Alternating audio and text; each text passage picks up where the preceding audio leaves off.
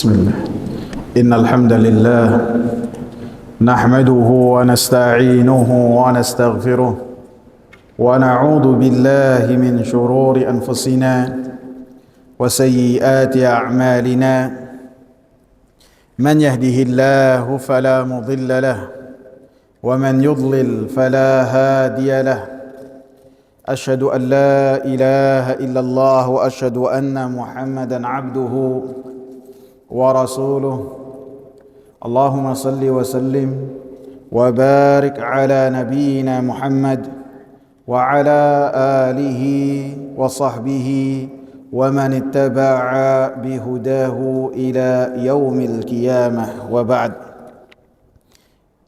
Jamaah sekalian yang saya muliakan, kita lanjutkan pembahasan kita mengenai hadis yang ketujuh yang tercantum dalam kitab Riyadhus Shalihin min kalami Sayyidil Mursalin, masih dalam bab yang pertama, babul ikhlas wa ihdarin niyyah fi jami'il a'mali wal aqwali wal ahwalil barizah wal khafiyah. Bab ikhlas dan menghadirkan niat dalam semua amalan, perkataan, keadaan yang nampak ataupun yang tersembunyi.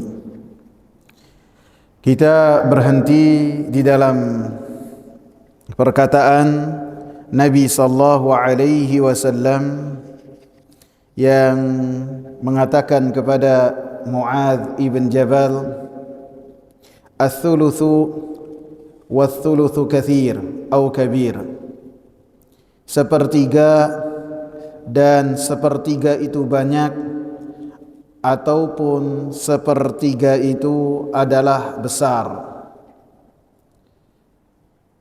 Dalam hadis ini Sa'ad bin Abi Waqqas radhiyallahu anhu meminta kepada Nabi sallallahu alaihi wasallam untuk menafkahkan atau mensedekahkan hartanya sepertiga. Maka oleh Nabi sallallahu alaihi wasallam diiyakan oleh Nabi sallallahu alaihi wasallam setelah sebelumnya Sa'ad ibn Abi Waqqas meminta dengan untuk mensedekahkan 2/3 hartanya, mensedekahkan setengah hartanya, dan 2 nominal tersebut ditolak oleh Rasulullah sallallahu alaihi wasallam. Dengan Rasulullah sallallahu alaihi wasallam tanpa sungkan untuk mengatakan la, tidak bisa.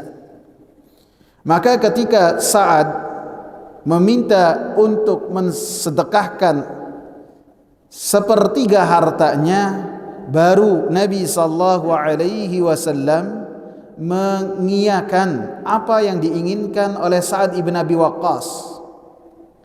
Sehingga seperti yang saya sebutkan perkataannya Abdullah ibn Abbas, bahwasanya ketika beliau membahas tentang hadis ini, beliau mengatakan, "Lau anna an-nasa ghaddu min ats-tsuluthi ila ar-rubu'i", seandainya manusia itu ketika mensedekahkan hartanya, baik hibah ataupun wasiat, tidak berhenti di 1/3 ataupun sepertiga, akan tetapi kurang dari sepertiga. Karena Nabi sallallahu alaihi wasallam ketika Sa'ad meminta sepertiga, Nabi sallallahu alaihi wasallam iyakan, akan tetapi Nabi sallallahu alaihi wasallam iringkan dengan perkataan ats-tsulutsu katsir atau kabir. Sepertiga ini banyak, sepertiga ini besar. Sehingga Abdullah bin Abbas mengatakan, jangan ambil sepertiga, akan tapi ambillah seperempat. Begitu juga yang dipahami oleh Abu Bakar As-Siddiq radhiyallahu anhu.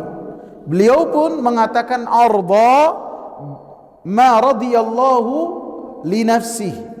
Saya ridha untuk melakukan wasiat ataupun pemberian sepertiga saja, 1/5 saja. Presentasi yang telah disebutkan oleh Allah Subhanahu wa taala untuk dirinya.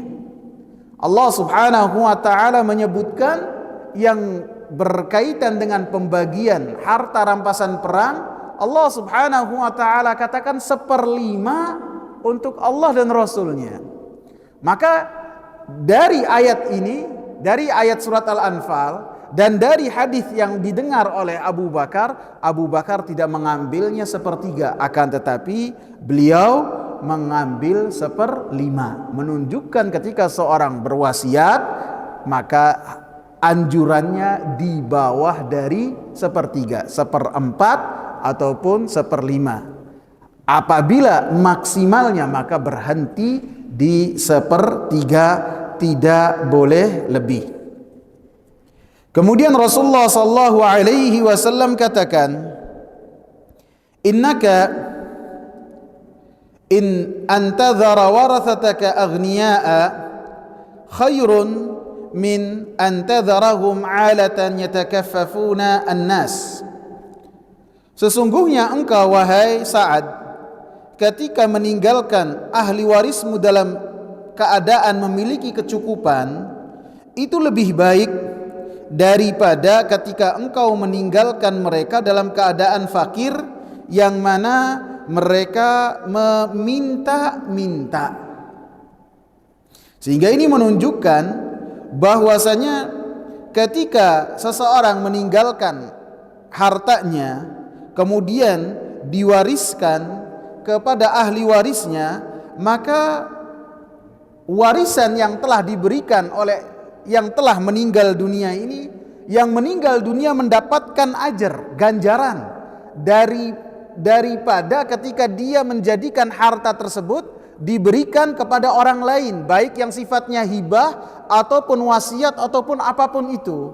Maka Rasulullah sallallahu alaihi wasallam mengatakan, anta dharak warathataka aghniya khair, maka ketika engkau memberikan kepada ahli waris peninggalan-peninggalan yang mana mereka dengan warisan yang mereka dapat dari engkau itu mereka bisa mencukupi diri mereka, menjaga kehormatannya, bahkan bisa punya tempat tinggal ataupun tempat yang layak, dengannya bisa mereka melanjutkan hidup, maka itu lebih baik daripada engkau sedekahkan kepada orang lain kemudian ahli warismu dalam keadaan tidak memiliki apa-apa. Sehingga sebagian orang seakan-akan ketika meninggalkan hartanya untuk ahli warisnya seakan-akan sungkan, lebih suka untuk diberikan ke yayasan-yayasan ataupun kepada donasi-donasi yang lainnya. Maka mereka mengira ini lebih baik daripada ketika diberikan kepada ahli waris. Tidak, Rasulullah katakan khair. Ketika engkau berikan hartamu untuk ahli waris kemudian dibagi dengan cara yang telah ditentukan oleh Allah Subhanahu wa taala, maka itu lebih baik, dengannya ahli waris akan menjaga kehormatan mereka. Tidak setelah ayahnya meninggal kemudian mereka meminta-minta ke sana kemari. Sehingga Rasulullah sallallahu alaihi wasallam katakan alatan, daripada mereka dalam keadaan susah.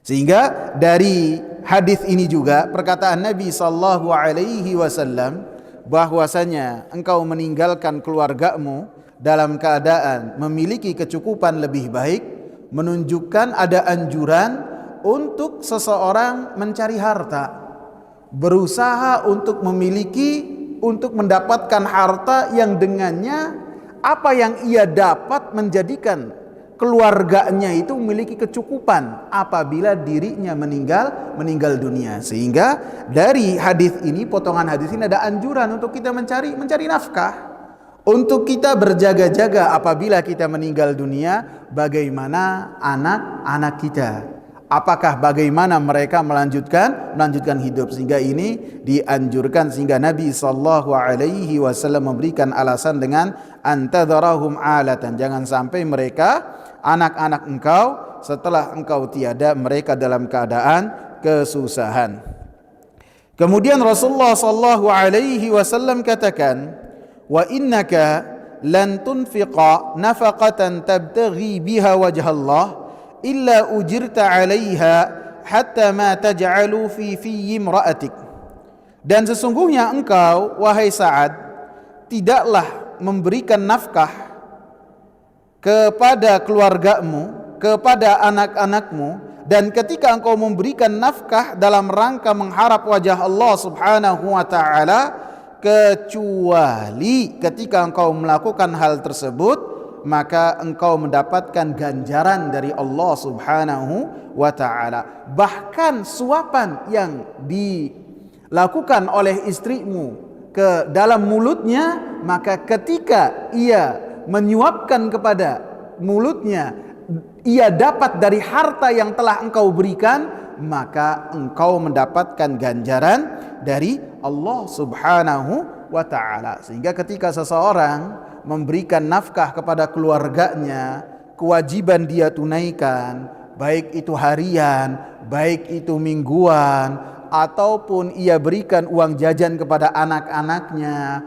ataupun ia berikan peralatan untuk di rumah, untuk keluarganya, untuk istrinya, untuk anaknya, maka ketika ia berikan itu semua kepada keluarganya dan itu adalah kewajiban yang ia tunaikan, maka dengannya ia telah mendapatkan kebaikan. Akan tetapi apabila ia iringkan dengan niat untuk mendapatkan wajah Allah Subhanahu wa taala, untuk masuk surga dan melihat wajah Allah Subhanahu wa taala di surga, maka apa yang ia berikan kepada keluarganya bukan hanya kewajiban yang ia keluarkan saja, akan tetapi bernilai sedekah yang dengannya dia mendapatkan ganjaran di sisi Allah Subhanahu wa taala. Di dalam hadis ini Rasulullah sallallahu alaihi wasallam tekankan tabtaghi biha wajhallah, ketika engkau mengharapkan wajah Allah Subhanahu wa taala. Sehingga ketika seseorang memberikan hartanya kepada anaknya, kepada istrinya, dan ini kewajiban dia, akan tetapi ia iringkan dalam hatinya ini adalah sedekah yang ia lakukan, maka bernilai ia melaksanakan kewajiban dan bernilai sedekah di sisi Allah Subhanahu wa taala, dan bernilai juga sedekah yang paling besar ganjarannya di sisi Allah Subhanahu wa ta'ala. Dan ini semua yang berkaitan dengan orang yang menjadi tanggungan kita semua. Maka ketika kita iringkan dengan bahwasanya kita mengharap ganjaran dari Allah, kita jadikan itu semua adalah sebagai sedekah di jalan Allah Subhanahu wa ta'ala, maka itu bernilai lebih daripada orang yang hanya memberikan saja tanpa ia iringkan dengan mengharap ganjaran di sisi Allah berupa apa yang ia berikan sedekah di jalan Allah Subhanahu wa taala. Dalam satu hadis Rasulullah sallallahu alaihi wasallam mengatakan, hadis muttafaqun alaih, "Idza anfaqa ar-rajulu ala ahlihi nafaqatan yahtasibuha fahiya lahu sadaqah." Apabila seorang memberikan nafkah kepada keluarganya, nafkah apa saja, kepada istrinya, kepada anaknya, hatta uang jajan, kemudian ketika ia berikan, ketika ia keluarkan, ia jadikan itu sebagai sedekah, yahtasibuha, ia mencari ganjaran sisi Allah Subhanahu wa ta'ala sebagai sedekah, kewajiban dan sedekah, maka kata Rasulullah sallallahu alaihi wasallam, fahiya lahu sadaqah, maka itu pun bernilai sedekah di sisi Allah Subhanahu wa taala. Sehingga termasuk ketika seseorang memberikan uang jajan kepada anaknya untuk sekolah, ataupun kepada istrinya untuk belanja di pagi hari, sana belanja, kemudian ia niatkan sedekah dan mencari ganjaran di sisi Allah, maka malaikat akan berkata di pagi hari, Allahumma a'ti munfiqan khalafa, berikanlah ya Allah orang yang bersedekah ini ganti. Padahal kita berikan kepada siapa? Orang yang menjadi tanggungan kita. Dan apabila istri ataupun anak tidak mendapatkan nafkah dari kita, maka mereka akan marah. Ini kewajiban kita dan Allah telah mengaturnya. Akan tetapi apabila kita memainkan niat di dalam hati kita untuk mencari ganjaran sedekah di sisi Allah, maka nilainya berlipat-lipat. Kita melaksanakan kewajiban dan kita pun melaksanakan sedekah, dengannya kita mendapatkan keutamaan sedekah. Bahkan sedekahnya ini, sedekahnya ini adalah sedekah yang paling besar di sisi Allah Subhanahu wa taala.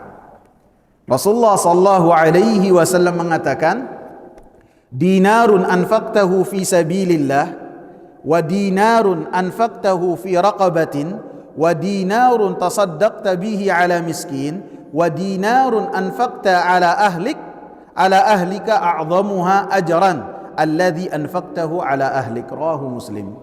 1 dinar ketika engkau nafkahkan di jalan Allah, ini berperang jihad, engkau nafkahkan di dalam jihad fisabilillah, jihad ini yang jihadnya jihad dalam rangka membela kalimat la ilaha illallah, ini yang ngomong Rasulullah.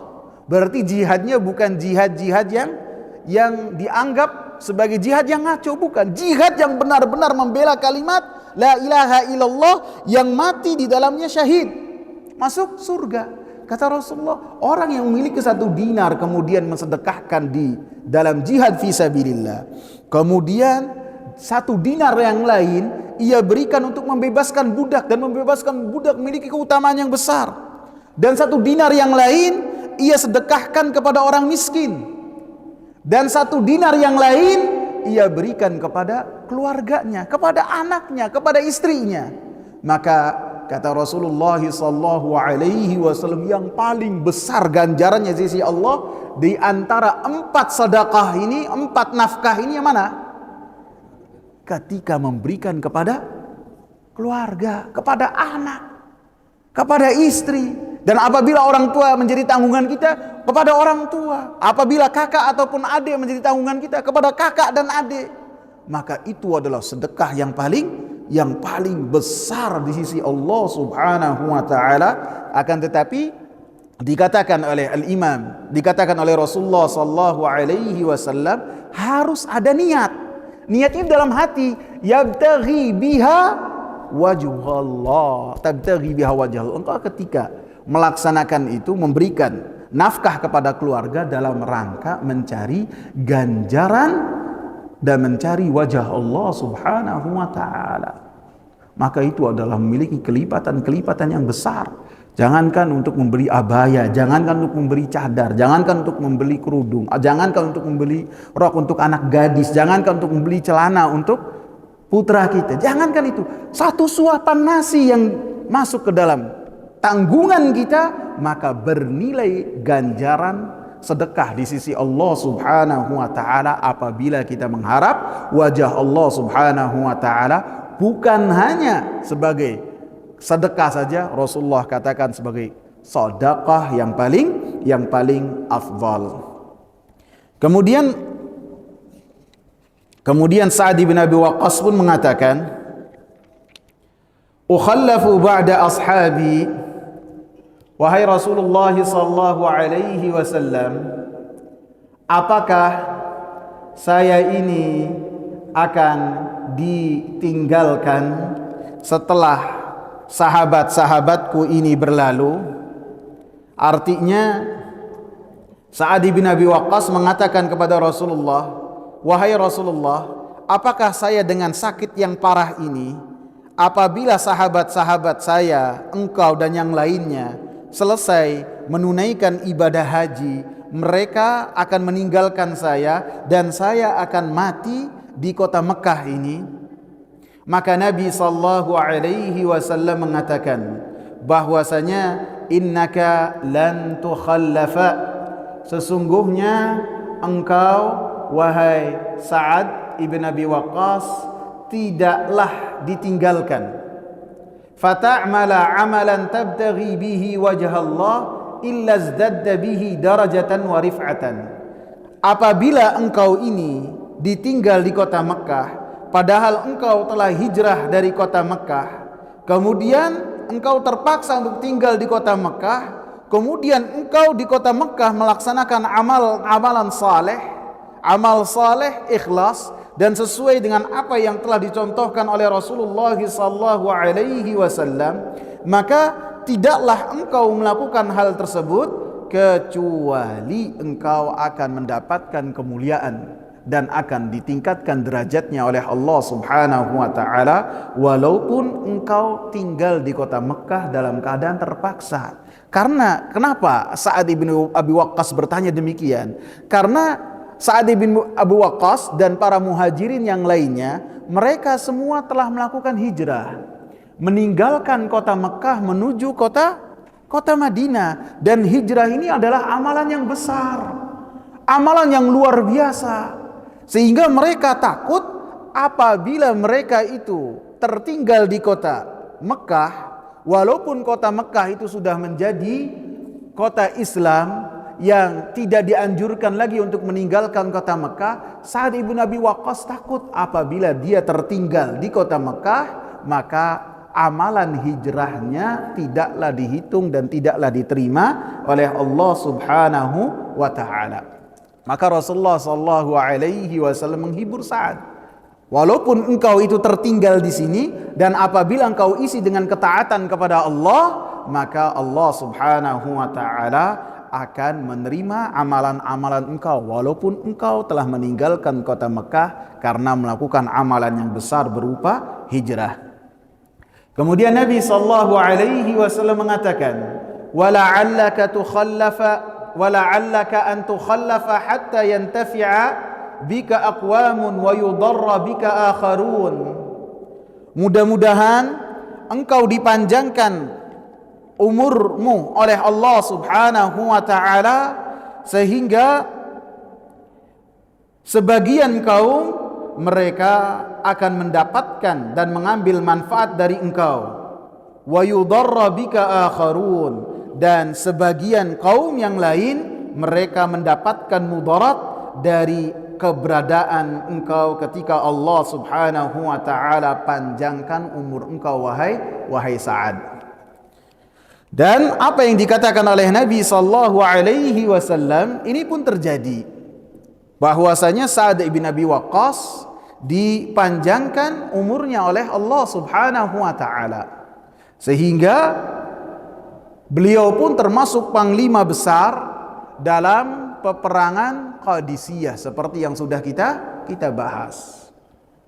Dalam peperangan Qadisiyah, kemudian peperangannya yang luar biasa, kaum muslimin yang dipimpin oleh Sa'ad bin Abi Waqqas, pasukannya berapa? 8.000 menghadapi pasukan Persia yang saat itu sebagai pasukan terkuat di muka bumi.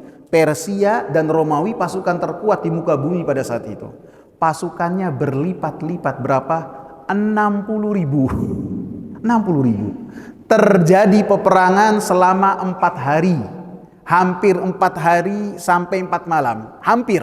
Jadi di waktu malam pun peperangan, tapi tidak sampai pagi lagi, tidak. Mereka pun istirahat.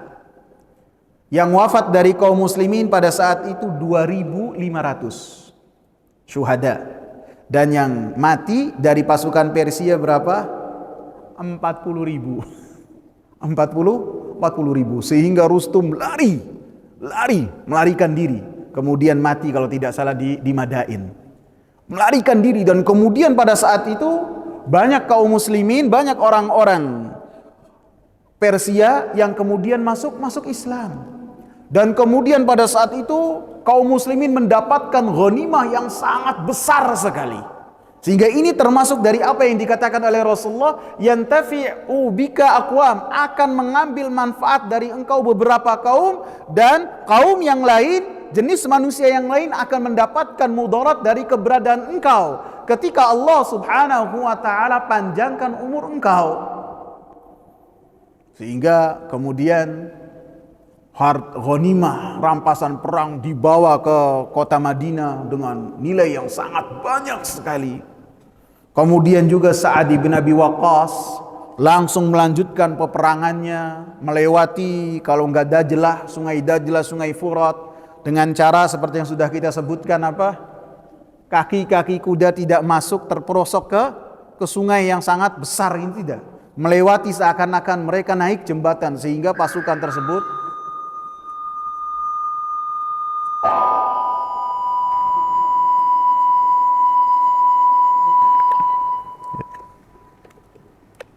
Bismillah.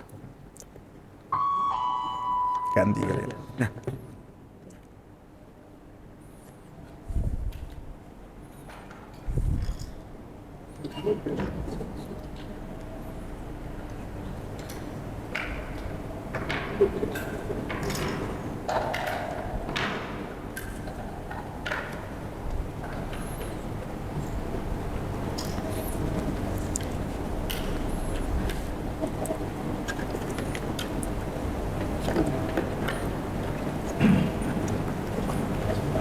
Ya, jazakumullah khair. Kemudian beliau pun termasuk orang yang telah membangun kota Kufah, mendirikan kota Kufah di zamannya Khalifah Umar ibn al-Khattab. Sebagaimana beliau, seperti yang sudah kita sebutkan, memiliki anak berapa? Yang putri 18, yang putra 17. Padahal ketika beliau berkata kepada Nabi sallallahu alaihi wasallam dalam hadis yang disebutkan oleh Al-Imam An-Nawawi rahimahullah, beliau pada saat itu hanya memiliki satu putri, akan tapi Allah Subhanahu wa taala panjangkan umurnya dan kemudian Allah Subhanahu wa taala berikan kepada kaum muslimin manfaat dengan keberadaan Sa'ad dan mudarat kepada orang-orang kafir dengan keberadaan Sa'ad ibn Abi Waqqas. Kemudian Nabi sallallahu alaihi wasallam mengatakan, Allahumma amdi li ashabi hijratahum. Ya Allah, tetapkanlah, langgengkanlah untuk sahabat-sahabatku hijrah mereka. Rasulullah sallallahu alaihi wasallam meminta kepada Allah Subhanahu wa taala supaya hijrahnya sahabat-sahabat Nabi sallallahu alaihi wasallam disempurnakan oleh Allah Subhanahu wa taala, dan kesempurnaan hijrah sahabat-sahabat Nabi yang dimintakan oleh Rasulullah sallallahu alaihi wasallam memiliki makna ataupun mencakup dua hal. Yang pertama, para sahabat-sahabat Nabi tersebut ditetapkan oleh Allah Subhanahu wa taala keimanan mereka sehingga mereka pun mati di atas keimanan. Karena apabila seseorang yang telah melakukan hijrah kemudian keimanannya tidaklah tetap, ia keluar dari keimanannya, menunjukkan bahwasanya hijrah yang telah dia lakukan tidak diterima oleh Allah Subhanahu wa taala dan tidak disempurnakan oleh Allah Subhanahu wa taala. Perkara yang kedua, dengan ketika Nabi sallallahu alaihi wasallam meminta supaya sahabat-sahabatnya disempurnakan hijrah mereka, yaitu supaya tidaklah ada salah seorang dari sahabat-sahabat Nabi sallallahu alaihi wasallam yang telah hijrah dari kota Mekah kembali lagi ke kota Mekah, sehingga inilah yang ditakutkan oleh Sa'ad ibn Abi Waqqas supaya disempurnakan hijrahnya. Kemudian Rasulullah sallallahu alaihi wasallam mengatakan dan berdoa kepada Allah, wala taruddahum ala aqabihim, dan janganlah engkau kembalikan mereka ke kehidupan masa lalu mereka. Artinya janganlah engkau kembalikan sahabat-sahabatku ini ya Allah kepada kehidupan mereka yang telah lalu ke belakang. Artinya janganlah engkau kembalikan mereka ya Allah ke dalam kekufuran, akan tetapi tetapkanlah mereka dan matikanlah mereka dalam keadaan iman dan dalam keadaan Islam. Lakinil ba'isu Sa'ad ibn Khawlah, kata Rasulullah, akan tetapi yang kita sayangi dan yang saya pun susah dengannya, artinya Nabi sallallahu alaihi wasallam bersedih terhadap apa yang menimpa Sa'ad ibn Khawlah. Nabi sallallahu alaihi wasallam yarthi lahu, Rasulullah sallallahu alaihi wasallam menunjukkan kedukaan Rasulullah an mata bi Makkah, ketika Sa'ad ibn Khawlah ini meninggal dunia di kota Mekah ketika Rasulullah sallallahu alaihi wasallam menunaikan ibadah haji bersama dengan kaum muslimin, sehingga Rasulullah sallallahu alaihi wasallam mengatakan bahwasanya Sa'ad ibn Khawlah ini hijrahnya diterima oleh Allah Subhanahu wa taala, walaupun Sa'ad ibn Khawlah ini wafat di kota Mekah. Dan Sa'ad ibn Khawlah ini adalah sahabat yang sebelumnya ikut dalam peperangan Badar bersama dengan Rasulullah sallallahu alaihi wasallam, dan kemudian Allah Subhanahu wa taala mentakdirkan bahwasanya Sa'ad ibn Khawlah ini wafat di kota Mekah. Jamaah sekalian, dari hadis ini yang tidak terlalu panjang, ada beberapa pelajaran. Yang pertama disebutkan oleh Al-Imam Muhammad bin Saleh Al-Utsaimin rahimahullah, yaitu termasuk dari sunnah Nabi sallallahu alaihi wasallam, metode hidup Rasulullah sallallahu alaihi wasallam ataupun petunjuk Nabi sallallahu alaihi wasallam, bahwasanya Nabi sallallahu alaihi wasallam menjenguk orang-orang yang sakit yang diketahui oleh Rasulullah sallallahu alaihi wasallam. Sehingga ini menunjukkan bahwasanya kita dianjurkan untuk menjenguk orang sakit. Karena ketika Sa'ad sakit, maka Nabi sallallahu alaihi wasallam menjenguknya, dan ini menunjukkan akhlak Nabi sallallahu alaihi wasallam yang luar biasa. Nabi sallallahu alaihi wasallam akhlaknya dipuji oleh Allah Subhanahu wa taala. Wa innaka la'ala khuluqin azim, sesungguhnya engkau wahai Nabi Muhammad di atas akhlak yang sangat besar. Nabi sallallahu alaihi wasallam senantiasa memperhatikan para sahabat-sahabatnya. Apabila para sahabatnya sedih, Nabi sallallahu alaihi wasallam mengetahuinya, dihibur sahabat tersebut. Apabila sahabatnya itu tidak ada yang biasanya ada, maka Nabi sallallahu alaihi wasallam mencarinya, menanyakannya. Coba ini, Adam. Aina fulan? Aina fulan? Ditanya oleh Rasulullah. Di mana si fulan? Di mana si fulan? Tidak cuek. Dan ini adalah termasuk sunnah yang sudah mulai hilang di tengah-tengah kita. Kita tidak memperhatikan orang lain. Padahal Rasulullah sallallahu alaihi wasallam jangankan sama sahabat-sahabat yang besar seperti Abu Bakar, seperti Umar, seperti Utsman, Ali radhiyallahu anhum, sama anak Yahudi saja, ketika anak Yahudi ini biasa main ke dekat rumah Nabi dan terkadang bertemu dengan Nabi, ketika tidak dilihat lagi oleh Nabi sallallahu alaihi wasallam, Nabi menanyakan, di mana si fulan itu? Menanyakan. Sehingga termasuk sunnah apabila kita kehilangan seseorang, kita bertanya, di mana nih? Tak biasanya datang ke kajian, gak kajian, tanya. Ini termasuk sunnah. Bukan ustadz yang absen, bukan. Ini termasuk sunnah, menunjukkan ini adalah sesuatu yang telah dilakukan oleh Rasulullah sallallahu alaihi wasallam. Sehingga dikabarkan bahwasanya anak kecil Yahudi ini sakit. Kemudian Rasulullah sallallahu alaihi wasallam jenguk. Begitu juga Abu Hurairah menceritakan. Kata Abu Hurairah, "Lakiyani Rasulullah sallallahu alaihi wasallam fi ba'dhi turuqil Madinah." Saya bertemu dengan Rasulullah sallallahu alaihi wasallam di sebagian jalan di kota Madinah. Kata Abu Hurairah, "Wa kuntu junuban." Dan saya pada saat itu dalam keadaan junub. Jadi beliau melihat Rasulullah dan Rasulullah melihat Abu Hurairah.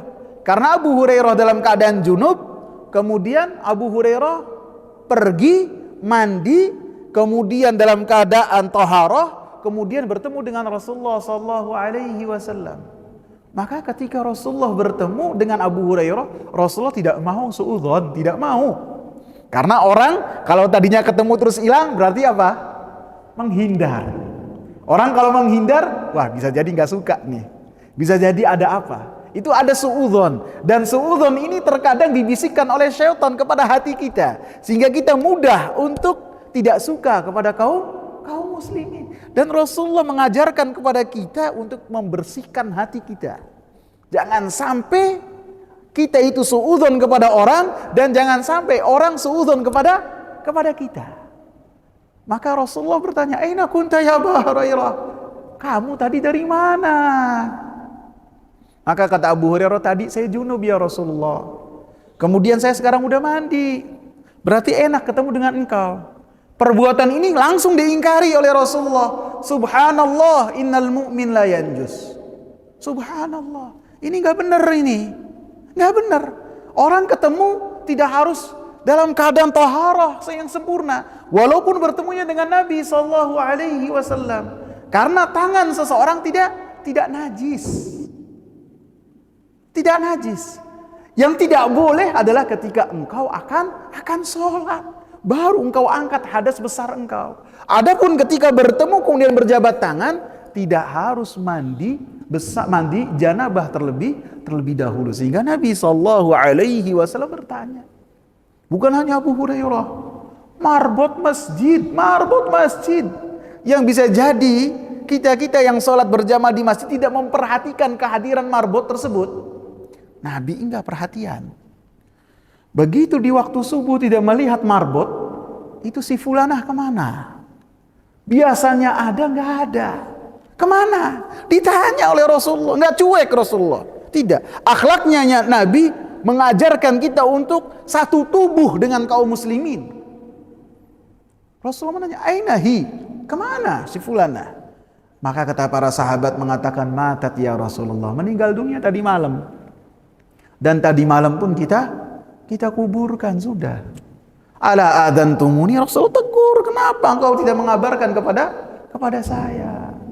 Sehingga kemudian Rasulullah sallallahu alaihi wasallam mensalati kubur dari si perempuan tersebut dengan salat jenazah. Dan Rasulullah sallallahu alaihi wasallam mendoakan, menunjukkan Nabi sallallahu alaihi wasallam memiliki akhlak yang luar biasa. Di antara akhlaknya, beliau sangatlah perhatian kepada kaum muslimin. Perhatiannya apabila yang biasa berjumpa dengan Rasulullah kemudian tidak beliau temui, tidak seperti biasa, maka beliau menanyakannya. Dan di antara bentuk perhatian beliau adalah menjenguk orang sakit. Dan yang dijenguk oleh Nabi sallallahu alaihi wasallam adalah orang-orang yang Nabi sallallahu alaihi wasallam kenal, yang Nabi sallallahu alaihi wasallam mengetahuinya. Banyak hadis-hadis yang menyebutkan tentang keutamaan menjenguk orang sakit. Di antaranya Rasulullah katakan, "At'imut ta'am wa'udul marida wa fukkul 'ani." Berilah makan dan jenguklah orang-orang yang sakit dan bebaskanlah orang-orang yang tertawan. Dalam hadis yang lain Rasulullah sallallahu alaihi wasallam katakan, bersumber dari sahabat Abu Hurairah, "Man 'ada maridan aw zara akhan lahu fillah." Siapa yang menjenguk orang sakit ataupun mengunjungi saudaranya karena cinta kepada Allah Subhanahu wa taala, saudara seiman, nadahu munadin, maka malaikat akan menyeru, "Antibda, engkau ini telah berbuat perkara yang baik, wa taba mamsyaka, dan apa yang telah engkau lakukan berupa langkah-langkah kaki engkau ini adalah langkah kaki yang baik, wa tabawwa'ta minal jannati manzila, dengan apa yang telah engkau lakukan maka engkau akan masuk ke dalam surga." Allahu akbar. Jadi orang-orang yang mengunjungi orang sakit maka akan dijanjikan oleh Allah Subhanahu wa taala akan masuk surga. Di dalam hadis yang lain Rasulullah sallallahu alaihi wasallam katakan, dari yang tercantum dalam Sahih Muslim, "Innal muslima idza 'ada akhahul muslima lam yazal fi khurfatin minal jannah hatta yarji'a." Sesungguhnya seorang muslim apabila menjenguk saudaranya yang sakit, maka dia senantiasa berada di taman-taman surga, seakan-akan dia berada di dalam taman-taman surga. Sampai kapan? Sampai dia pulang ke tempat dia, menunjukkan fadilah yang besar. Berapa hadis? 1, 2, 3, 4. Ini yang keempat nih. Yang keempat Rasulullah katakan, "Ma min muslimin ya'udu musliman ghadwatan illa shalla alaihi sab'una alfi malakin hatta yumsiya." Tidaklah seorang muslim menjenguk muslim yang lainnya di pagi hari kecuali 70.000 malaikat akan mendoakan kepada orang tersebut sampai waktu sore. Allahu akbar. Tidak rugi kita menjenguk orang sakit. Jadi kalau dari pagi Dari pagi, kita jenguknya pagi, sampai sore 70.000 malaikat akan mendoakan orang yang menjenguk, melakukan amalan jenguk orang sakit. Wa in adahu ashiyatan illa shalla alaihi sab'una alfi malakin hatta yusbih wa kana lahu fi kharifin fil jannah. Dan apabila menjenguk di waktu petang, maka 70.000 malaikat akan mendoakan untuk orang yang menjenguk ini sampai pagi hari. Allahu Akbar. Luar biasa. Jadi amalan yang besar, sehingga dengannya kita tidaklah melewatkan apabila ada orang yang kita kenal yang memiliki relasi dengan kita, maka kita kunjungi, kita tengok orang yang sakit tersebut. Sehingga para ulama mengatakan bahwasanya menjenguk orang sakit ini hukumnya sunnah. Hukumnya sunnah. Dianjurkan, sunnah, mustahab. Kecuali apabila yang sakit ini memiliki kekerabatan dengan yang menjenguk, maka hukumnya meningkat. Dari sunnah bisa jadi lebih ditekankan lagi, bisa juga mencapai hukumnya wajib apabila hubungan di antara keduanya itu sangatlah dekat. Misalnya seperti kakak adik, ataupun ayah anak, ataupun sebaliknya, yang itu adalah semua menunjukkan kedekatan seseorang secara nasab, secara kekeluargaan. Maka anjuran untuk menjenguk ini bukan hanya berhenti hukumnya di sunnah, bahkan lebih dari itu. Sebagian ulama mengatakannya wajib, tergantung dari siapa yang sakit.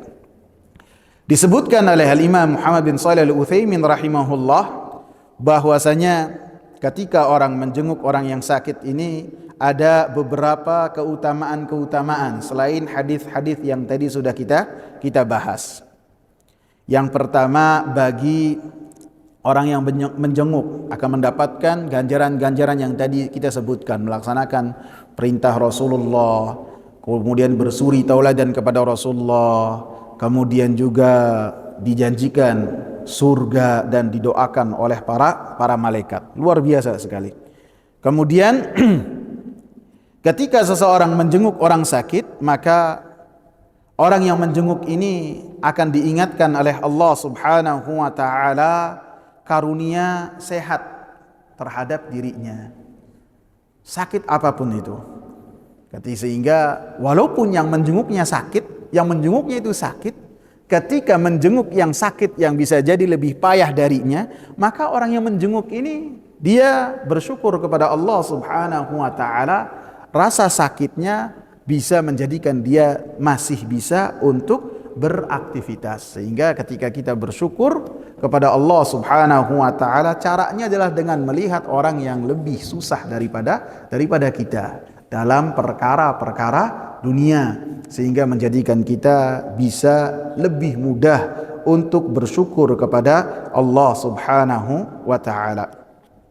Kemudian dikatakan oleh Imam Muhammad bin Shalih Al-Utsaimin rahimahullah, dengan seseorang menjenguk orang sakit, maka orang yang dijenguk ini akan senantiasa ingat dengan apa yang telah dilakukan oleh orang yang menjenguknya, sehingga akan mendatangkan rasa cinta, rasa kasih sayang di antara orang yang sakit dan orang yang menjenguknya. Sehingga orang yang dijenguk ini akan senantiasa ingat bahwasanya si fulan itu telah menjenguk dia ketika dia sakit. Dia akan menghormati dan dia akan memberikan apresiasi kepada orang tersebut ketika dia sehat. Dan ini banyak kita dapati ketika kita sendiri yang sakit ataupun keluarga kita, ketika ada orang yang menengok keluarga kita ataupun kita yang sakit, maka kita pun memberikan apresiasi kepada orang yang menengok kita ataupun keluarga kita yang sakit, dan kita pun menunjukkan rasa terima kasih terhadap kedatangan orang tersebut.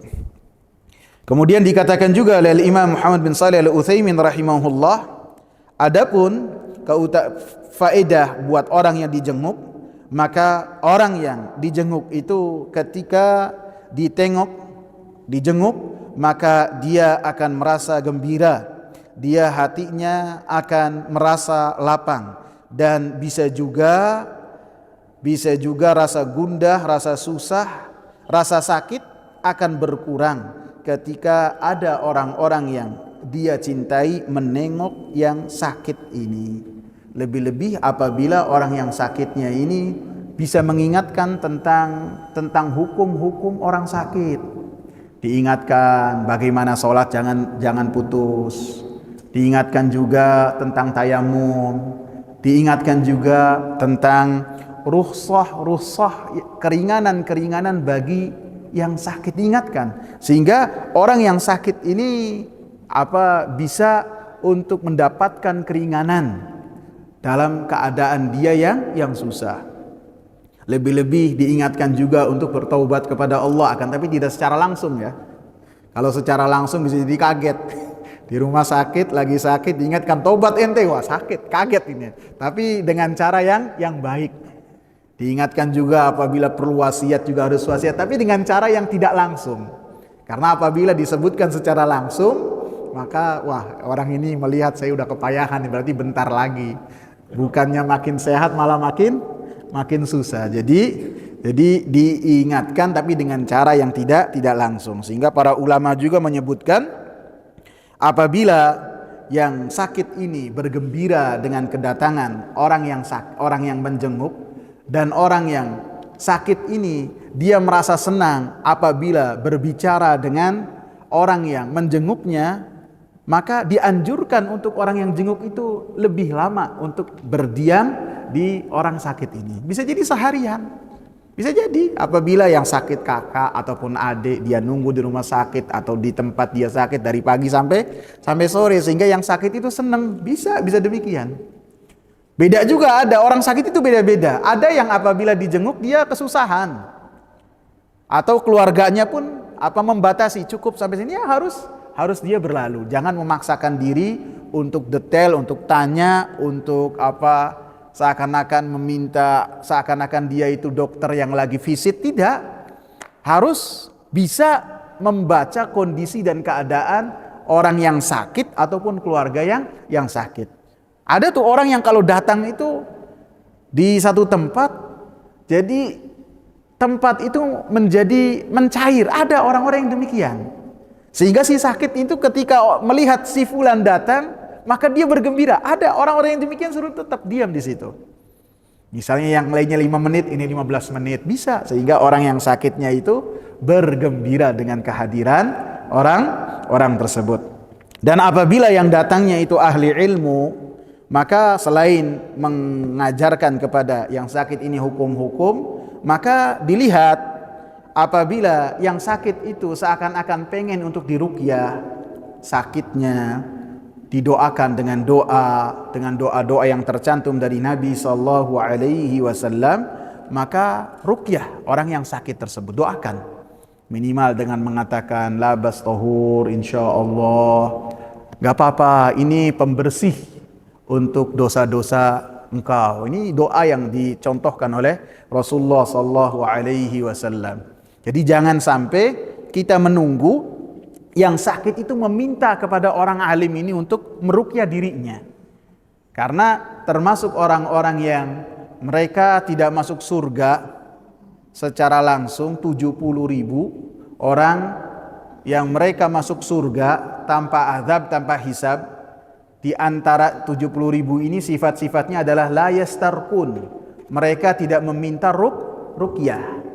Jadi yang sakit ini apabila orang alim tahu, oh yang sakit ini pengen nih untuk diruqyah, maka bisa dia meruqyah orang yang sakit ini. Ataupun keluarganya meminta kepada orang yang sakit ini supaya meruqyah orang yang sakit. Yang penting yang sakit tidak meminta langsung kepada orang yang meruqyah. Adapun yang meminta keluarga, maka itu dibolehkan. Sebagaimana Nabi sallallahu alaihi wasallam ketika melihat ada anak-anak yang berbeda perangainya, Rasulullah sallallahu alaihi wasallam mengatakan istarqu lahum. Kalian mintakan, carilah orang-orang yang meruqyah anak-anak tersebut. Jadi apabila yang sakit itu tidak meminta langsung, maka tidak mengapa. Di antara ruqyah yang dianjurkan adalah dengan doa Allahumma rabban nas adhibil ba'sa ishfi anta syafi la shifaa illa shifaa'uka shifaa'an la yughadiru saqama. Ya Allah, Rabbnya manusia, hilangkanlah kesusahan, sembuhkanlah, Engkau adalah penyembuh. Tidak ada kesembuhan kecuali kesembuhan dari Engkau, kesembuhan yang tidak meninggalkan rasa sakit sedikit pun. Dan ruqyah yang lain disebutkan oleh Imam Muhammad bin Shalih Al-Utsaimin rahimahullah, Rabbana Allahu alladhi fis sama'i taqaddasa ismuk, amruka fis sama'i wal ardi kama rahmatuka fis sama', faj'al rahmataka fil ardi, ighfir lana haubana wa khatayana, anzil rahmatan min rahmatika wa shifaan min shifaika ala hadzal waj'i fayabra. Rabb kami Allah Subhanahu wa taala di langit, nama-namanya maha suci.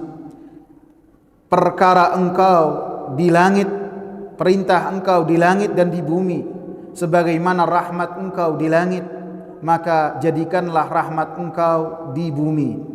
Ampuni dosa-dosa kami dan kesalahan kami. Anzil rahmatan min rahmatik, turunkanlah rahmat dari rahmat-rahmatmu, kesembuhan dari kesembuhan yang Engkau datangkan untuk orang yang sakit ini. Fayabra, maka perawi mengatakan orang yang didoakan oleh Rasulullah sallallahu alaihi wasallam langsung sembuh. Jadi bisa mendoakan, membaca ruqyah dengan ruqyah ini, atau yang mudah dengan membacakan surat Al-Fatihah kepada orang yang sakit. Maka sebagaimana Abu Sa'id Al-Khudri ketika ada seorang pemuka kabilah, kepala suku yang disengat kalajengking atau hewan yang berbisa, kemudian sakit demam yang luar biasa, maka Abu Sa'id Al-Khudri radhiyallahu anhu mendoakan atau meruqyah kepada kepala suku ini hanya dengan membaca surat Al-Fatihah. Kemudian orang ini langsung sembuh, seakan-akan tidak pernah sakit sedikit pun. Jadi langsung sehat wal afiat. Sehingga dari kisah Abu Sa'id Al-Khudri, begitu juga dari kisah Rasulullah sallallahu alaihi wasallam ketika menengok Yahudi kecil yang sakit, menunjukkan bolehnya kita untuk menengok orang kafir yang sakit.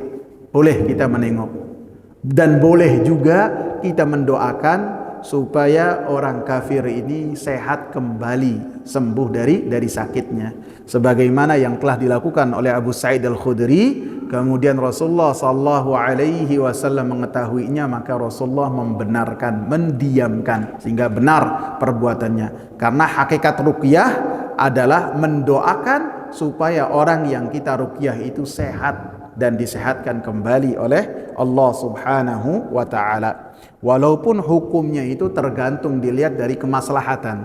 Apabila ada maslahat untuk menjenguk orang kafir, maka dipersilakan. Dan apabila tidak ada maslahat sama sekali, maka tidak dianjurkan ataupun hanya dibolehkan saja. Kemudian termasuk dari hadis ini ada pelajaran bahwasanya untuk seseorang itu dianjurkan bermusyawarah dengan ahli ilmu, sebagaimana Sa'ad bin Abi Waqqas meminta saran dari Nabi sallallahu alaihi wasallam ketika beliau akan bersedekah dengan sebagian hartanya, bahkan hampir 2/3 dari hartanya dia akan sedekahkan. Dan dia berkata kepada Rasulullah, ya Rasulullah, saya ini banyak harta, sedangkan yang mewarisi saya hanya istri dan satu putri saja. Sehingga ini menunjukkan bahwasanya seorang ketika akan mengambil keputusan besar, maka dianjurkan untuk meminta saran dan bertanya kepada ahli ilmu.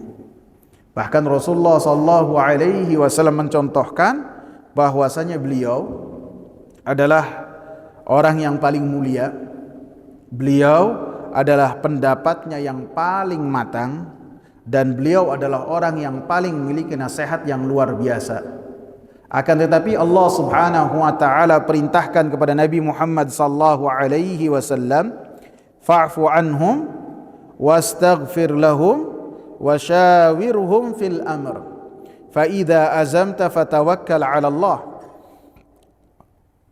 Berilah kepada mereka maaf, mintakanlah ampun untuk orang-orang yang ada di sekitarmu, wasyawirhum fil amr, dan bermusyawarahlah dengan mereka. Ini Nabi sallallahu alaihi wasallam diperintahkan oleh Allah Subhanahu wa taala untuk bermusyawarah dengan para sahabat-sahabatnya. Fa idza azamta fatawakkal 'ala Allah, maka apabila telah jelas bagimu, maka hendaklah bertawakal kepada Allah Subhanahu wa taala. Disebutkan oleh para ahli tafsir, arti dari surat Ali Imran ayat 159 ini, apabila di dalam perkara-perkara yang belum ada perintah dari Allah Subhanahu wa taala, wahyu turun kepada Nabi Muhammad sallallahu alaihi wasallam tentang perkara-perkara yang dihadapi oleh Nabi, maka Nabi sallallahu alaihi wasallam bermusyawarah dengan sahabat-sahabatnya. Dalam perang Badar, dalam perang Uhud, dalam perang Khandaq, Rasulullah sallallahu alaihi wasallam bermusyawarah. Bahkan dalam perang Uhud, Rasulullah itu pendapatnya apa? Ketika bermusyawarah, Rasulullah dan pembesar-pembesar sahabat pendapatnya defensif saja, bertahan di kota Madinah. Silakan 33.000 orang Quraisy datang, kita jangan keluar, bertahan di kota Madinah. Tapi sahabat-sahabat junior, orang-orang kemudian yang tidak ikut dalam perang Badar, mereka merengek kepada Nabi sallallahu alaihi wasallam untuk menghadapi orang-orang kafir Quraisy keluar dari kota Madinah. Belum ada perintah dari Allah, belum.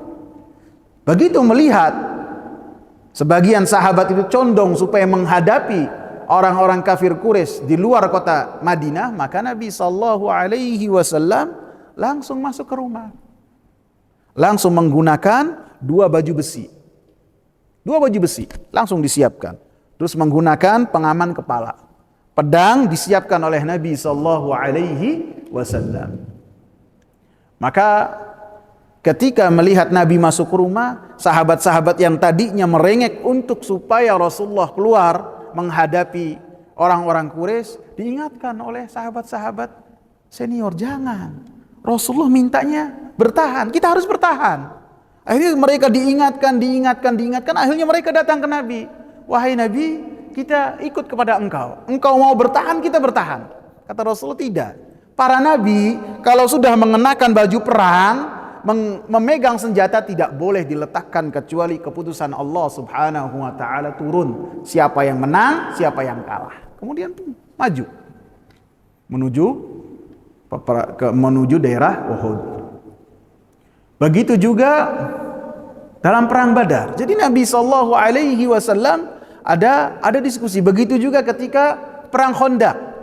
Perang Khandaq dikepung 10.000 kota Madinah. Bingung Nabi, gimana ini? Info sudah sampai ini 10.000 menuju kota Madinah, mau membinasakan kota Madinah. Kata Salman Al-Farisi, wahai Nabi, kita di Persia itu kalau menghadapi pengepungan kita bikin parit. Kemudian diajarkan oleh Nabi, oleh Salman. Nih, paritnya seperti ini. Maka kata Rasulullah, kita bikin parit. Jadi Nabi senantiasa bermusyawarah di dalam perkara-perkara yang belum turun wahyu. Akan tetapi apabila wahyu telah turun dari Allah Subhanahu wa taala, perintah dari Allah Subhanahu wa taala, maka Nabi sallallahu alaihi wasallam tidak menengok kepada pendapat siapapun, tidak meminta musyawarah. Contohnya apa? Contohnya dalam peperangan atau perjanjian damai Hudaybiyah. Perjanjian damai Hudaybiyah, ini para sahabat kecewa banget. Nabi sallallahu alaihi wasallam mengambil keputusan yang tidak sangat populer. Para sahabat tidak berkenan. Dan Nabi tidak musyawarah. Karena ini perintah dari Allah. Pada tahun ke-6, Rasulullah mengabarkan kepada para sahabat, wahai sahabat-sahabatku, saya mimpi tawaf. Dan saya pun mimpi bersama kalian. Para sahabat bertakbir. 6 tahun meninggalkan kota Mekah, siapa yang gak kangen? Ini orang-orang muhajirin semangat.